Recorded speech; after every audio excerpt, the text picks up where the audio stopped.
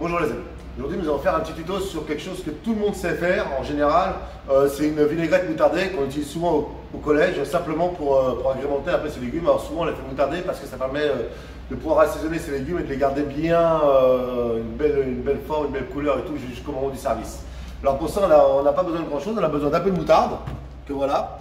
D'un vinaigre, alors là on est parti sur un demi-litre, hein, c'est pour le tuto, et d'un litre et demi d'huile. Alors tout sort du frigidaire, on a tout mis au frigidaire, et là on a utilisé de l'huile de colza parce que l'huile de colza elle ne fiche pas au frigidaire. Donc ça permet d'avoir une bonne température, de bien respecter les préconisations HACCP pour avoir des légumes, des légumes, des crudités bien fraîches en entrée ou des crudités d'ailleurs, tout dépend.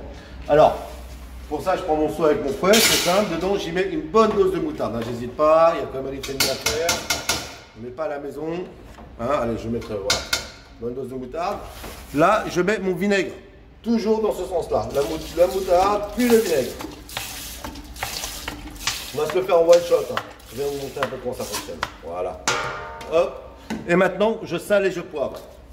Très important, le sel fond toujours mieux dans le vinaigre que dans l'huile.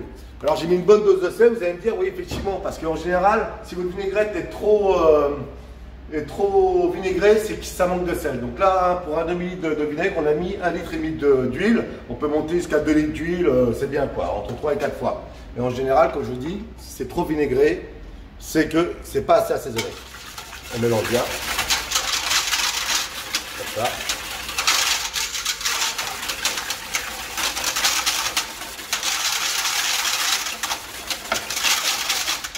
Donc maintenant qu'on a bien fait ce mélange, on va incorporer l'huile rapidement.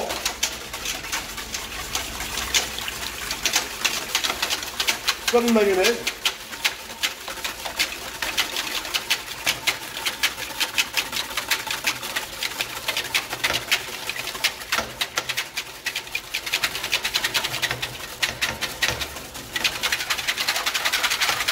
Voilà. Donc ça m'a pris quelques secondes. Elle est magnifique.